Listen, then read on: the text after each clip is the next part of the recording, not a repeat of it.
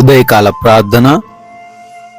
సర్వశక్తిమంతుడా, సజీవుడా, సకల సృష్టికి కారణభూతుడా, మీకు వందనాలు, మీకు స్తోత్రాలు, మీకు స్తుతులు చెల్లిస్తూ ఉన్నాం ప్రభువా. అయా, గతించిపోయిన నిన్నటి రాత్రి అంతా కూడా మీ సహాయం మాకు దయచేశారు, మా బిడ్డలకు దయచేశారు, మా కుటుంబానికి దయచేశారు నాయనా.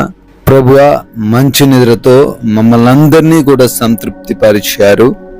ఈ ఉదయకాలాన్ని చూడాలి అని అనేక మంది ఆశపడినప్పటికీ అయా, వారికి లేని ధన్యత, భాగ్యము మా అందరికీ దయచేసి సజీవ లెక్కల్లో మమ్మల్ని ప్రవేశపెట్టిన విధానాన్ని బట్టి కృతజ్ఞత అర్పణలను చెల్లిస్తూ ఉన్నాం ప్రభువా.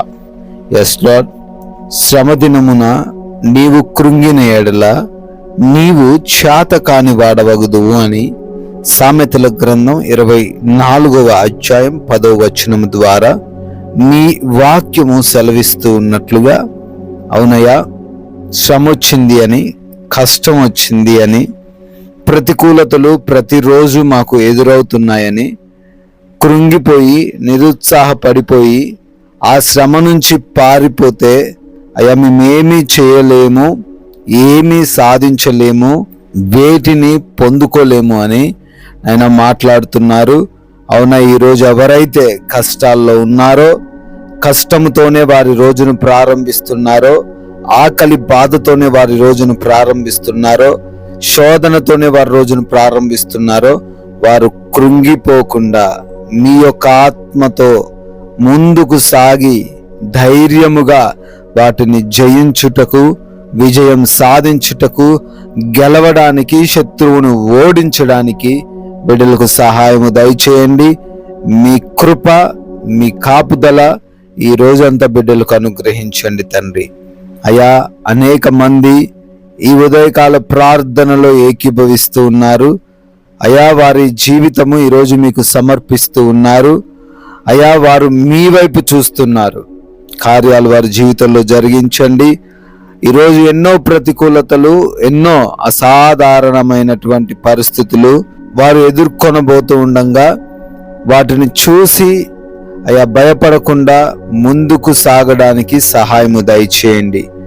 ఉద్యోగ, వ్యాపార, పరిచర్యలు, చేతి పనులు, వ్యవసాయపు పనులు, అన్ని పనుల్లోనూ ప్రతి బిడ్డను నూరంతలుగా ఆశీర్వదించండి, దీవించండి.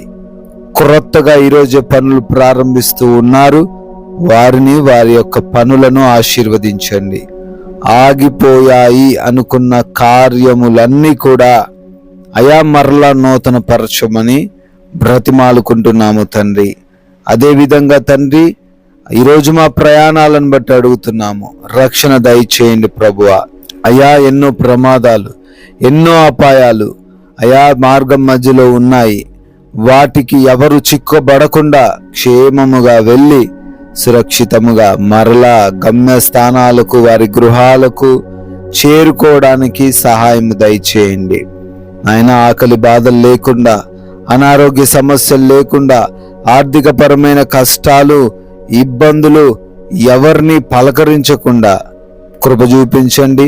సమృద్ధితో ప్రతి బిడ్డను నింపండి అయా. అదే విధముగా ఎగ్జామ్స్ కోసం వెళ్తున్నారు, ఇంటర్వ్యూస్ కోసం వెళ్తున్నారు నాయన, జ్ఞానం దయచేయండి. చదివినవి అన్ని కూడా జ్ఞాపకం ఉంచుకునే కృప చూపించండి అయా. ఎవరైతే బిడ్డలు హాస్పిటల్స్కి వెళ్తున్నారో, రిపోర్ట్స్లో, చెకప్స్లో, వారికి జరగబోతున్న ఆపరేషన్స్లో, ఆ డెలివరీస్లో మీరు తోడై ఉండండి నాయన. అనుకూలంగా అన్ని పరిస్థితులు మార్చండి. రిపోర్ట్స్ అన్ని కూడా వారికి అనుకూలంగా ఉండే కృప చూపించండి నాయన. గృహాలలో కూడా బిడ్డలు ఒంటరిగా ఈరోజు ఉండబోతున్నారు తండ్రి. యవనులు, వృద్ధులు, చిన్న బిడ్డలు నాయన, గృహిణీలు, ఎవరికే సమస్య రాకుండా, ఎటువంటి శత్రువు వారి దగ్గరికి రాకుండా, ఎక్కడ కూడా వారికి ఇబ్బంది కలగకుండా ఈ రోజంతా వారిని భద్రపరచమని బ్రతిమాలుకుంటున్నాం ప్రభువా. మీరు మాకు ఇచ్చిన ఈ విలువైన సమయాన్ని సద్వినియోగపరుచుకుంటూ, ఎవరితో ఎటువంటి గొడవలు లేకుండా, విభేదాలు లేకుండా, సమాధానంతో ప్రశాంతంగా జీవించే కృప చూపించమని నాయన. మా మాటలు, మా క్రియలు, మా ప్రవర్తన సమస్తము మీ నామాన్ని ఘనపరచడానికి అయా, ఈ లోకమాయలో పడిపోకుండా పాపంలో చిక్కుపడకుండా, ఎవరి చేతుల్లో మోసపోకుండా జీవించుటకు వాక్య జ్ఞానమును మాలో ఉన్న ప్రతి బిడ్డకు మీరే దయచేయమని, మీరు చూపిన కృపను బట్టి, దయను బట్టి నూతన సంవత్సరంలోకి ఈరోజు ప్రవేశించారు. బర్త్డేలు, యానివర్సరీలను సెలబ్రేట్ చేసుకుంటున్నారు. వారందరినీ దీవించండి, ఆశీర్వదించండి. అయా, మేము కూడా నోరు తెరిచి రాజ్యవ్యాప్తిని ప్రకటించి మా వంతులుగా మేమును పాలి భాగస్థులయ్యే ధన్యత మాకు దయచేయమని కృపగలిగిన యేసుక్రీస్తు వారి నామంలో ఈ ప్రార్థన అడిగి వేడుకొని పొందుకొని ఉన్నాము తండ్రి. ఆమెన్,